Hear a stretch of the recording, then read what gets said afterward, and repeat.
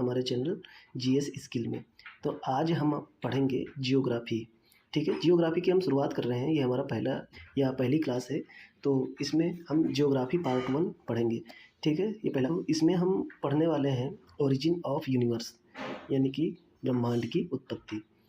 फिर इसमें पढ़ेंगे ब्रह्मांड की उत्पत्ति और तारों का कैसे निर्माण होता है। ठीक है, तो ये क्लास जो हम पढ़ने जा रहे हैं, हमारा जो मेन उद्देश्य है ये है कि हम जियोग्राफी में ऐसे तरीके से पढ़ेंगे जो हम समझ के पढ़ेंगे, जिससे हमें रटने की आवश्यकता नहीं पड़ेगी। कई बार जियोग्राफी लोगों को टफ लगती है और वो कहते हैं कि जियोग्राफी में कई चीज़ें हमें समझ में नहीं आती हैं या हमें याद नहीं होती हैं। तो जियोग्राफी भी एक प्रकार से साइंस या भौतिक विज्ञान की जैसे ही है, फिजिक्स के जैसे ही है, कि जियोग्राफी में भी कुछ ऐसे नियम हैं या कुछ ऐसे तथ्य हैं, फैक्ट हैं जो हमेशा शाश्वत रहते हैं, यानी कि वो हमेशा लागू होंगे। तो उस हिसाब से अगर हम पढ़ेंगे तो चीज़ें बहुत ही आसान हो जाती हैं। आगे चल के वो आपको क्लासेज में आएगा।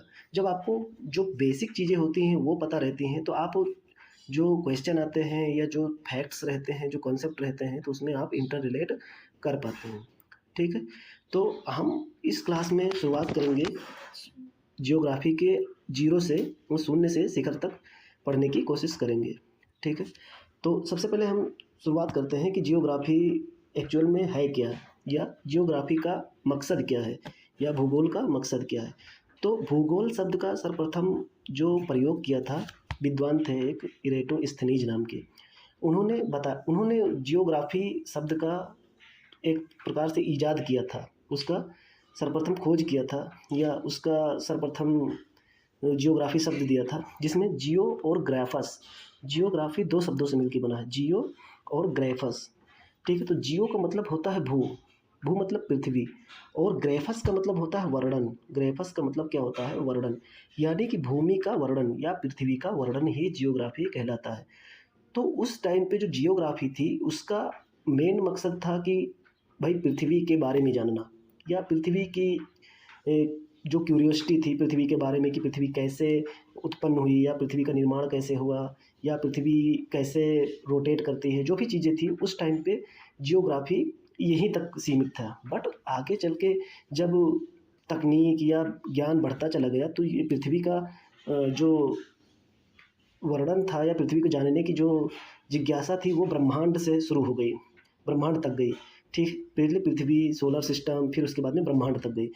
तो ये जियोग्राफी केवल पृथ्वी के बारे में ही नहीं हमें जानना है, हमें और पृथ्वी से आगे जानना है, जैसे ब्रह्मांड के बारे में, तारे क्या होते हैं, ये सारे बारे में हम जियोग्राफी के अंतर्गत ही पढ़ेंगे। ठीक है, तो जो दूसरा फैक्ट क्या है, जस पीरियोडस नाम की एक बुक थी, जिसको लिखा था हिकेटियस नाम के एक विद्वान ने। उन्होंने बताया कि सर्वप्रथम भौगोलिक तत्वों का क्रमबद्ध वर्णन किया था, यानी जो भूगोल का अध्ययन करने का जो चीज़ें हैं, उनको क्रम। सबसे पहले हम पृथ्वी के बारे में पढ़ना है, या पृथ्वी की जलवायु जो भी है हमको पढ़ना है, तो सबसे पहले ये हम पढ़ेंगे कि पृथ्वी का निर्माण कैसे हुआ, या ये जो भी हम पढ़ रहे हैं इसका कैसे निर्माण हुआ, ब्रह्मांड का। ठीक है, तो ब्रह्मांड क्या है, यूनिवर्स के बारे में पढ़ेंगे। यूनिवर्स किसे कहते हैं?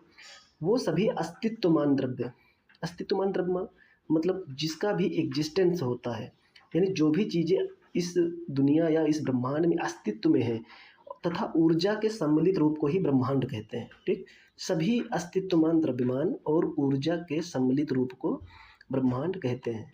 ठीक है, तो ब्रह्मांड का अध्ययन करना क्या कहलाता है? ब्रह्मांड का अध्ययन कहलाता है कॉस्मोलॉजी। कॉस्मोलॉजी का जो होता है मतलब वो उसका होता है स्टडी ऑफ यूनिवर्स। ब्रह्मांड का अध्ययन कॉस्मोलॉजी कहलाता है। फिर आता है ब्रह्मांड की उत्पत्ति कैसे हुई। ब्रह्मांड की उत्पत्ति कैसे हुई? ब्रह्मांड में बहुत सारी चीज़ें हैं। ब्रह्मांड में गैलेक्सीज़ हैं, गैलेक्सी जो कई तारों में, तारामंडल या तारों का समूह होता है। एक सिस्टम, सोलर सिस्टम होता है एक प्रकार से। फिर सोलर सिस्टम भी ग्रहों में डिवाइड होते हैं, और ग्रह उपग्रह में डिवाइड होते हैं। तो इस प्रकार ब्रह्मांड का निर्माण हुआ है। इसके अलावा भी ब्रह्मांड में बहुत सारी चीज़ें हैं जिसके बारे में अभी स्टडी चल रही है। फिलहाल हम आते हैं ब्रह्मांड की उत्पत्ति कैसे हुई। ब्रह्मांड की उत्पत्ति के लिए 2 सिद्धांत मेन हैं। पहला सिद्धांत है बिग बैंग थ्योरी, या महाविस्फोट सिद्धांत। इसका प्रतिपादन जॉर्ज लेमेंतेयर, सॉरी ये गलत लिखा हुआ, जॉर्ज तेयर, ठीक है, जॉर्ज लेमन तेयर नाम के एक वैज्ञानिक ने किया, बताया। जॉर्ज लेमन तेयर,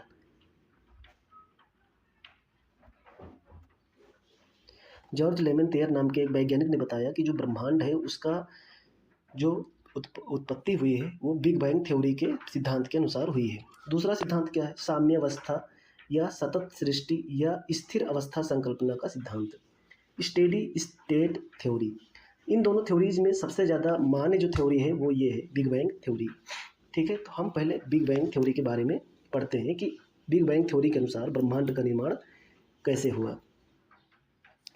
ब्रह्मांड में प्रारंभ में सभी पदार्थ जिससे ब्रह्मांड बना हुआ है वो एक छोटे गोले जिसको एकाकी एटम, एकाकी परमाणु के रूप में एक ही स्थान पर स्थित था।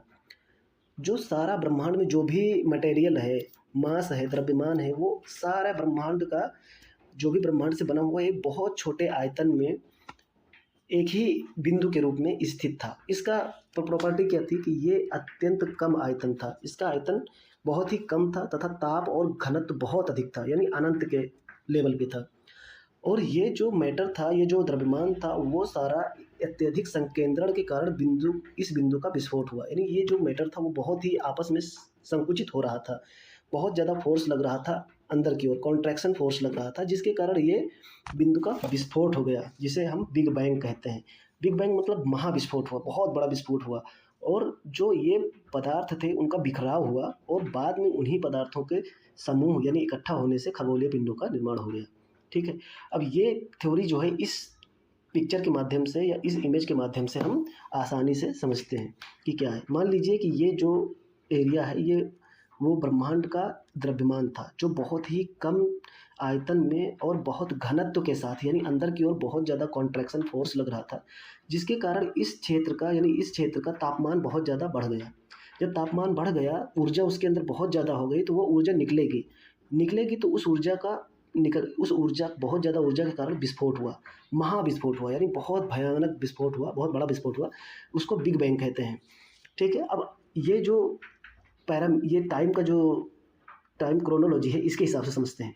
यानी कि जो बिग बैंग घटना का घटित हुई वो 13.8 बिलियन वर्ष पहले, मतलब 13.8 अरब साल पहले बिग बैंग थ्योरी हुई। और बिग बैंग थ्योरी के 3 लाख साल के बाद में फॉर्मेशन ऑफ एटम, यानी जो द्रव्य निकला था उसके 3 लाख साल के बाद में वो इकट्ठा होने लगा, एटम का रूप लेने लगा धीरे धीरे। क्योंकि ये कैसे इकट्ठा हुआ? क्योंकि जो बहुत बड़ा बॉडी होता है, कोई भी पदार्थ होता है या कोई द्रव्य होता है, उसमें एक गुरुत्वाकर्षण की बल होती है, गुरुत्वाकर्षण नामक एक बल होता है। तो ये गुरुत्वाकर्षण की वजह से ये सभी जो भी पदार्थ बिखरा था वो आपस में इकट्ठा होने लगे। और इस इकट्ठा होने लगने के बिलियंस ऑफ ईयर्स यानी अरबों साल के बाद में गैलेक्सी या पहले स्टार का निर्माण हुआ। और इस बहुत सारे तारों के समूह को क्या कहते हैं? गैलेक्सी कहते हैं। और गैलेक्सी यानी कि मंदाकिनियों का निर्माण हुआ। ठीक है, तो जो ब्रह्मांड है उसका निर्माण इस प्रकार हुआ बिग बैंग थ्योरी के अनुसार।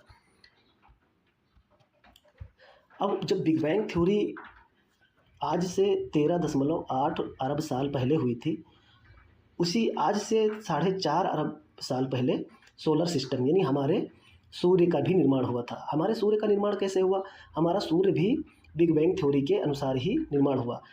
या हमारा सूर्य एक तारा है ना, तो तारे के हिसाब से जैसे तारे का निर्माण हुआ वो आगे हम पढ़ेंगे, उसी प्रकार हमारे सूर्य का निर्माण हुआ और हमारे सोलर सिस्टम बने, उसी में हमारा पृथ्वी भी का भी निर्माण हुआ। ठीक है, तो अब जब ब्रह्मांड का बिखराव हुआ तो बहुत सारे बड़े बड़े खगोलीय पिंडों का निर्माण हुआ, फिर तारों का निर्माण हुआ।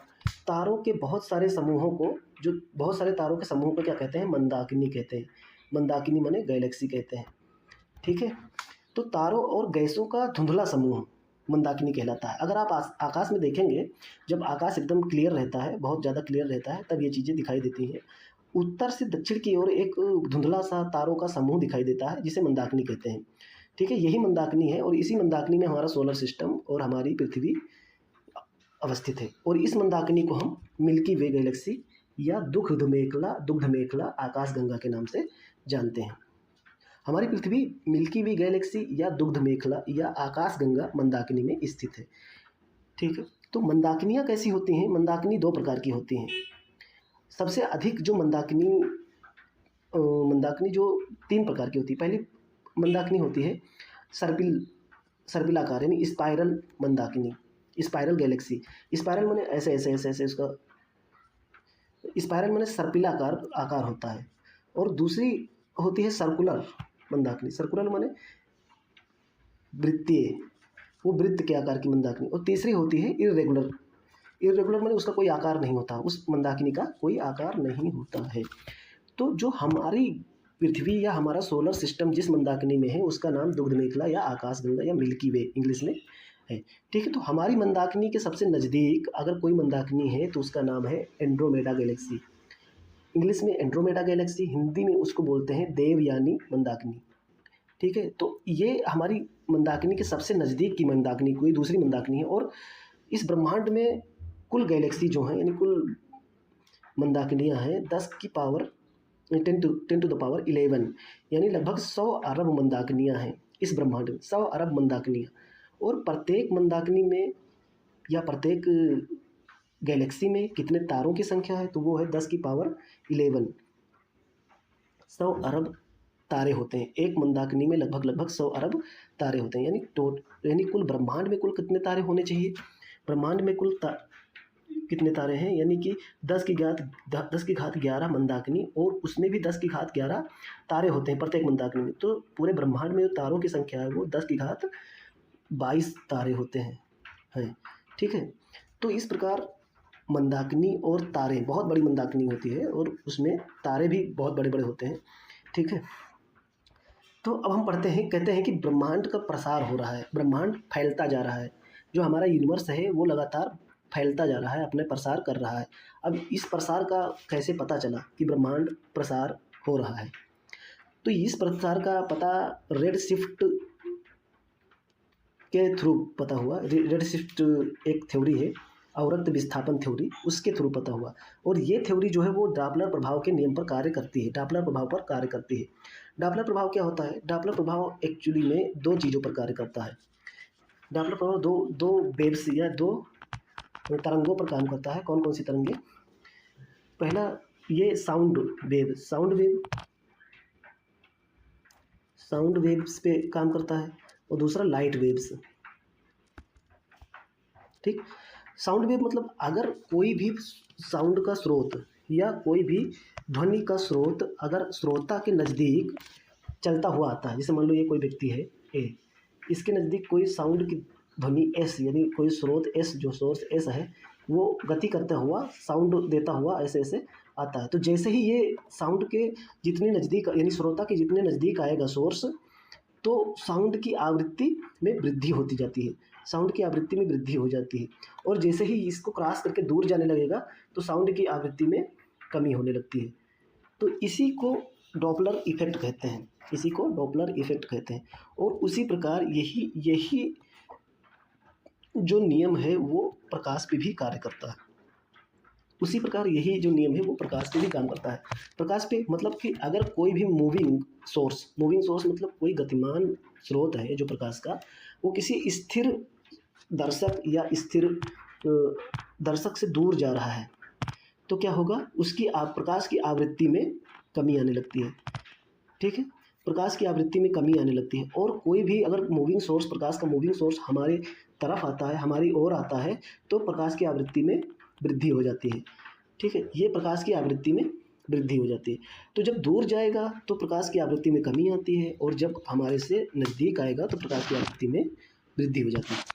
तो जब दूर जाता है कोई भी सोर्स, हमसे दूर जाएगा, तो वो जब प्रकाश की आवृत्ति में कमी आती है तो वो प्रकाश लाल रंग की ओर विस्थापित होने लगता है। किधर विस्थापित होने लगता है? लाल रंग की ओर विस्थापित होने लगता है। और जब कोई प्रकाश हमारी तरफ आता है यानी उसकी आवृत्ति में वृद्धि होने लगती है, तो वो किधर विस्थापित होता है? वो प्रकाश नीले वर्ण की ओर विस्थापित हो जाता है। तो इसी से पता चला कि जो हमारा ब्रह्मांड है, अगर हम किसी स्टार या किसी गैलेक्सी को देख रहे हैं तो वो कुछ समय बाद यानी उसका जो वर्ण विस्थापन है वो लाल रंग की ओर विस्थापित हो रहा है। तो इसका मतलब ये हुआ कि जब लाल रंग की ओर विस्थापित हो रहा है तो ये हम अनुमान लगाते हैं कि जो वो प्रकाश का स्रोत है, यानी जो मंदाकिनी है या जो गैलेक्सी है जहाँ से हम प्रकाश हमारे पास आ रहा है, वो मूविंग है। पहली बात तो ये क्लियर हुई कि मूविंग है। मूविंग मतलब वो अगर वर्ण में विस्थापन हो रहा है, चाहे वो नीले तरफ हो या लाल की तरफ हो, तो इससे ये पता चलता है कि वो चीज़ मूविंग है, स्थिर नहीं है। दूसरा, अगर वो चीज़, वो प्रकाश का वर्ण जो है, वो प्रकाश का कलर जो है वो लाल रंग की ओर विस्थापित हो रहा है, इसका मतलब ये है कि उसकी आवृत्ति में कमी हो रही है। ठीक है, आवृत्ति में कमी हो रही है। जब आवृत्ति में कमी हो रही है तो इससे हम ये पता लगाएंगे कि जब आवृत्ति में कमी होगी तभी, कि डॉपलर इफेक्ट के अनुसार जब कोई सोर्स जो है, प्रकाश का सोर्स, वो किसी व्यक्ति या किसी जो दर्शक है उससे दूर जा रहा है, जब दूर जाएगा तो उसकी आवृत्ति में कमी होती चली जाएगी। ठीक है, तो इससे एडविन हब्बल नाम के वैज्ञानिक ने ये बताया कि प्रकाश, जो ब्रह्मांड है वो लाल वर्ण की ओर विस्थापित हो रहा है, यानी ब्रह्मांड का विस्तार हो रहा है, या ब्रह्मांड का जो सोर्स, लाइट ऑफ सोर्स है, सोर्स ऑफ लाइट है, वो हमसे दूर जा रहा है। इससे हम ये अनुमान लगाए कि ब्रह्मांड का विस्तार हो रहा है। ठीक है, तो ये चीज़ें हम अभी तक पढ़ चुके हैं ब्रह्मांड के बारे में। ठीक है, तो अगर आपको ये समझ में आता है, चीज़ें आपको समझ में आती है, या आपको ये क्लास अच्छी लगती है, तो प्लीज़ कमेंट में बताइएगा कि कैसा लगता है या हम क्या सुधार कर सकते हैं अभी इसमें। तो आगे चलते हैं, अब पढ़ते हैं ब्रह्मांड में क्या क्या होता है। ब्रह्मांड में ब्रह्मांड, पहले ब्रह्मांड का बहुत बड़ा ब्रह्मांड है और उसमें बहुत सारी गैलेक्सीज़ हैं। ठीक है, गैलेक्सी, फिर गैलेक्सी को हम फर्दर डिवाइड करते हैं स्टार्स में, तारों में, बहुत सारे तारों से मिलकर गैलेक्सी बना हुआ है। तो अब आते हैं तारे पे, कि तारे का निर्माण कैसे हुआ, तारे का निर्माण कैसे होता है, या तारे का जन्म कैसे होता है, या तारा है क्या। सबसे पहले ये पढ़ते हैं कि तारा होता क्या है। तो स्टार वे खगोलीय पिंड होते हैं, स्टार वे खगोलीय पिंड होते हैं, ये या वे खगोलीय पिंड होते हैं जो प्रकाश और ऊर्जा उत्सर्जित करते रहते हैं। इसको क्या कहते हैं, इसको तारे कहते हैं या स्टार कहते हैं। हमारा सूर्य जो है वो भी एक स्टार है, यानी वो भी एक तारा है। हमारा सूर्य एक तारा है। अब इस हमारा सूर्य एक तारा है तो उसका सिंपल सा मतलब है कि क्यों एक तारा है वो, हमारा सूर्य क्यों तारा है, क्योंकि वो प्रकाश और ऊर्जा लगातार क्या कर रहा है, उत्सर्जित कर रहा है। तारे में खुद की प्रकाश और ऊर्जा होती है, जबकि जो दूसरे खगोलीय पिंड हैं उनमें ज़रूरी नहीं कि वो खुद का प्रकाश या खुद का ऊर्जा हो। जैसे कि ग्रह, प्लैनेट में खुद का प्रकाश न तो खुद की ऊर्जा होती है, इसलिए इसको हम तारे नहीं कहते हैं। तारे में प्रकाश और ऊर्जा होती है, जैसे कि हमारा सूर्य। तो तारे कैसे बने होते हैं, तो इसके बारे में अगर हम आते हैं तो तारे में अगर भार के अनुपात में देखें तो 70% तारे में क्या होता है, हाइड्रोजन होता है, और 28% हीलियम। यानी मोटा मोटा जो तारे बने होते हैं वो हाइड्रोजन और हीलियम तत्व से बने होते हैं। ठीक है, तारे हीलियम और हाइड्रोजन तत्वों से मिलके बने होते हैं। तो अब तारों के रंग, तारे 3 प्रकार के होते हैं, तारों के रंग 3 प्रकार के होते हैं, और ये जो रंग है, तारों का रंग उनके तापमान पर निर्भर करता है। जैसे कि अगर तारा रेड कलर का है, लाल रंग का है, तो इसका मतलब कि तारे में निम्न ताप है, यानी कि तारे की ऊर्जा कम है और तारे में ताप कम है। दूसरा, अगर तारा सफ़ेद रंग का है तो उच्च ताप है, यानी तारे में अधिक ताप है, यानी कि अधिक ऊर्जा होगी।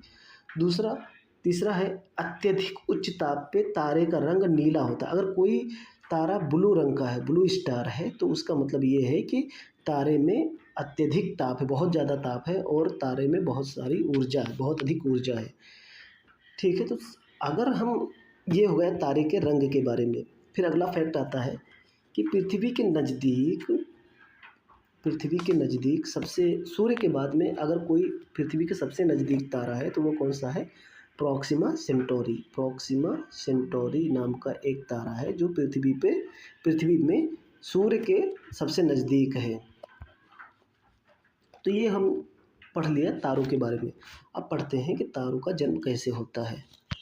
ठीक है, तो तारों का जब जन्म होता है, मुख्यतः तारे में, तो हमने यहाँ पढ़ा कि तारे में मुख्यतः हाइड्रोजन और हीलियम गैस होती है।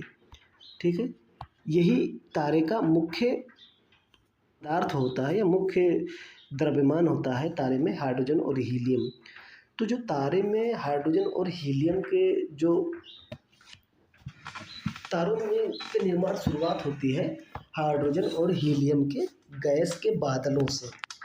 हाइड्रोजन और हीलियम के गैस के बादलों की शुरुआत होती है तारे के निर्माण से। जो ये हाइड्रोजन और हीलियम के गैस के बादल होते हैं, बादलों का बहुत बड़ा जो समूह होता है, उनको कहते हैं नेब्यूला। इसका प्रारंभिक जो चरण होता है वो कहता है नेबुला कहलाता है।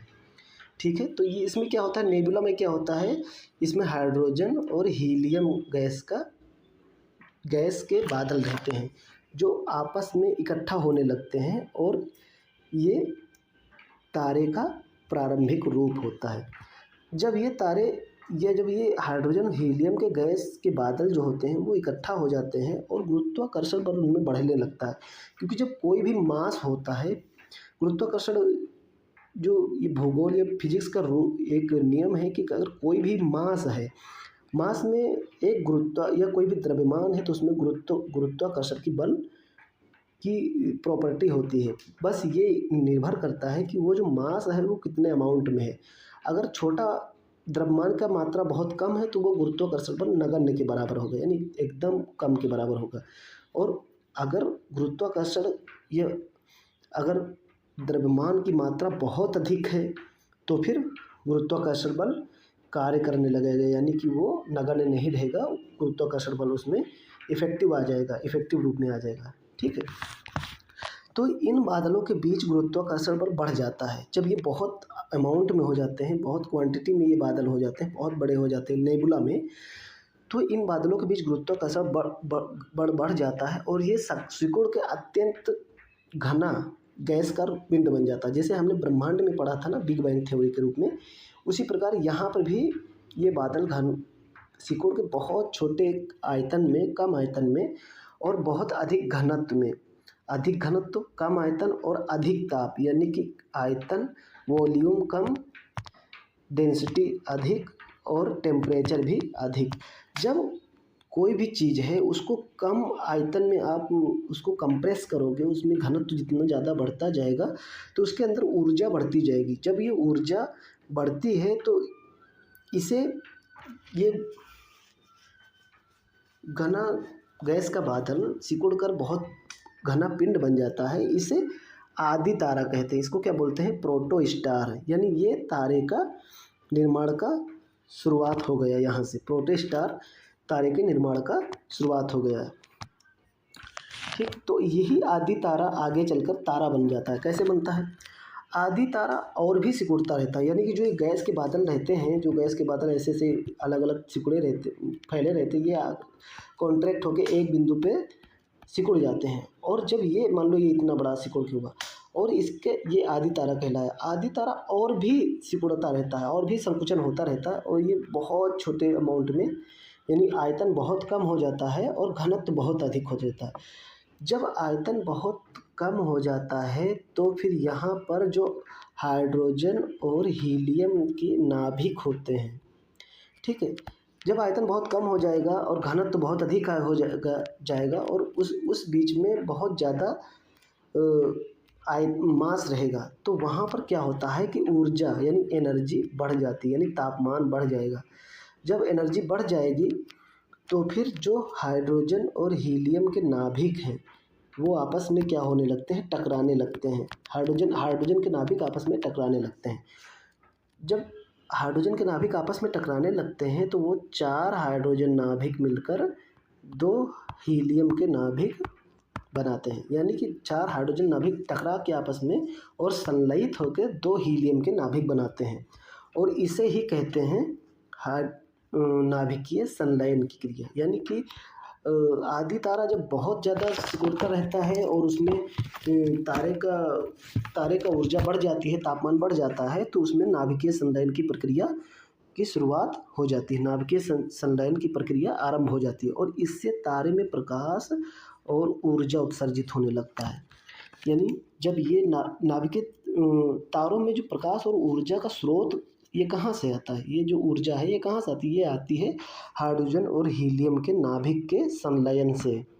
ठीक है, तो ये नाभिक में प्रकाश और ऊर्जा का उत्सर्जन होने लगता है और यहीं से तारा का जन्म हो जाता है। ठीक, नाभिकीय संलयन में क्या होता है, 4 हाइड्रोजन नाभिक मिलकर 2 हीलियम नाभिक का निर्माण करते हैं और अत्यधिक मात्रा में ऊर्जा का उत्सर्जन होता है।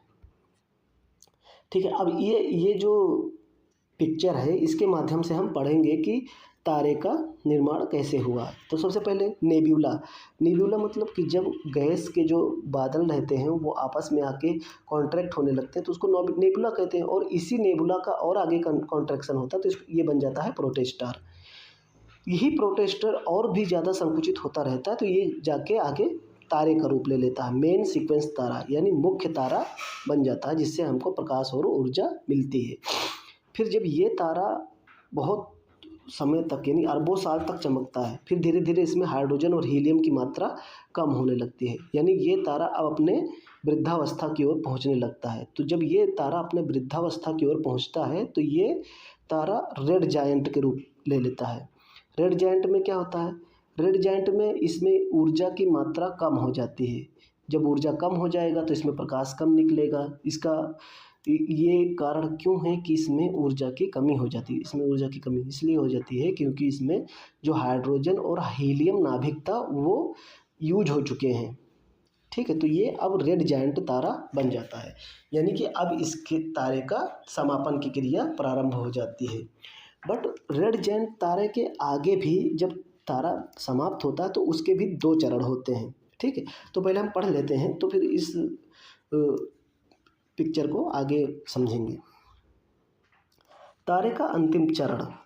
तारे के अंतिम चरण के पहले भाग में, यानी जो अंतिम चरण का 2 स्टेज होते हैं, पहले भाग में रेड जायंट तारा रक्तदानव तारा का रूप ले लेता है। जो तारा होता है वो रेड जायंट तारा, हिंदी में रक्तदानव तारा कहते हैं, इसका रूप ले लेता है।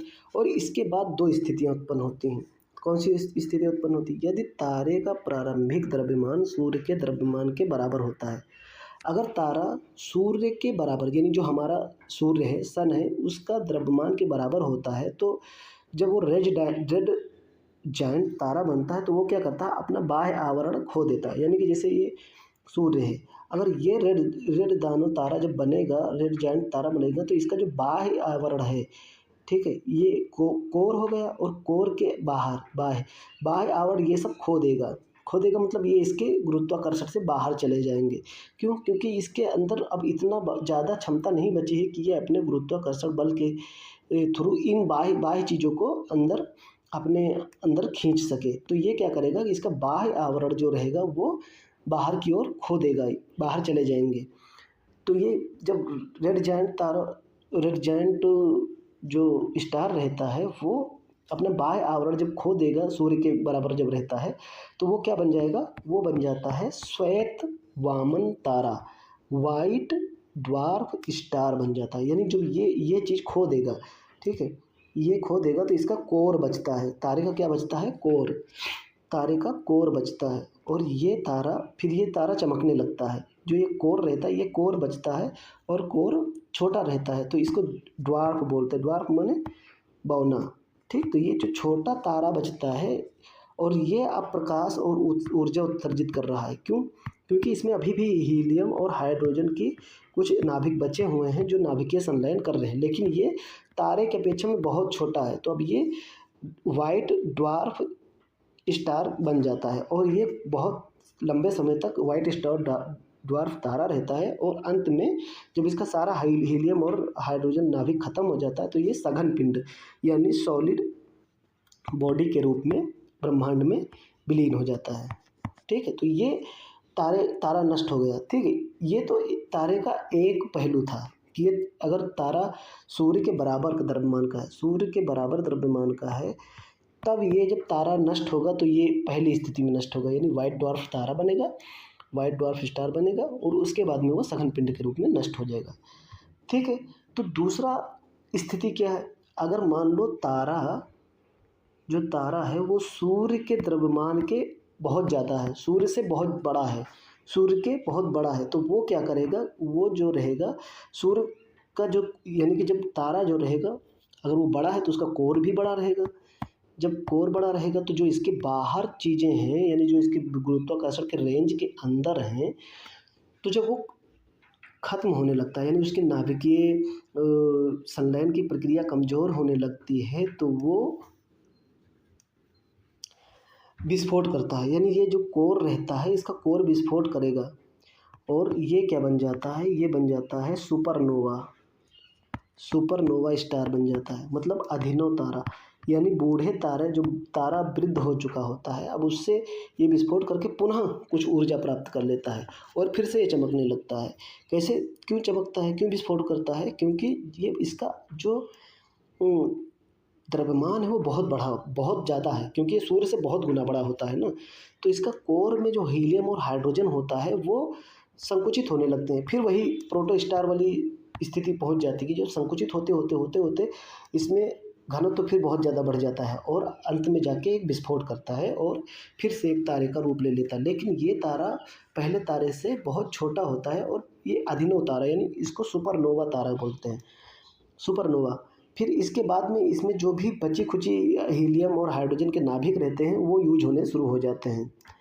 सुपरनोवा में जो बची खुची हीलियम और हाइड्रोजन नाभिक होते हैं वो यूज हो जाते हैं और ऊर्जा के रूप में, प्रकाश के रूप में वो उत्सर्जित हो जाते हैं।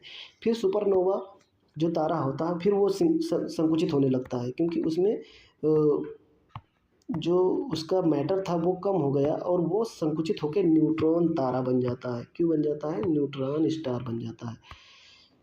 ठीक है, न्यूट्रॉन स्टार में ऊर्जा कम होती है और ये फिर और संकुचित हो गई या इसकी ऊर्जा और कम हो जाती है, तो ये जो पार्ट होता है बहुत ज़्यादा संकुचित होकर ब्लैक होल बन जाता है। यानी अब इसमें गुरुत्वाकर्षण की बहुत ज़्यादा शक्ति है, लेकिन अब इसके अंदर नाभिकीय संलयन नहीं हो रहा है कि ये फिर से विस्फोट कर ले और फिर से इसमें ऊर्जा प्राप्त हो जाए।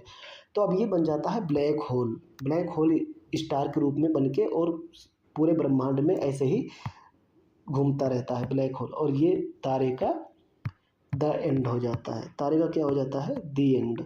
लेकिन अभी भी तारा दी एंड नहीं हुआ है, ये अभी अपनी मौजूदगी किस रूप में ब्रह्मांड में रखे हुए है? ब्लैक होल स्टार के रूप में।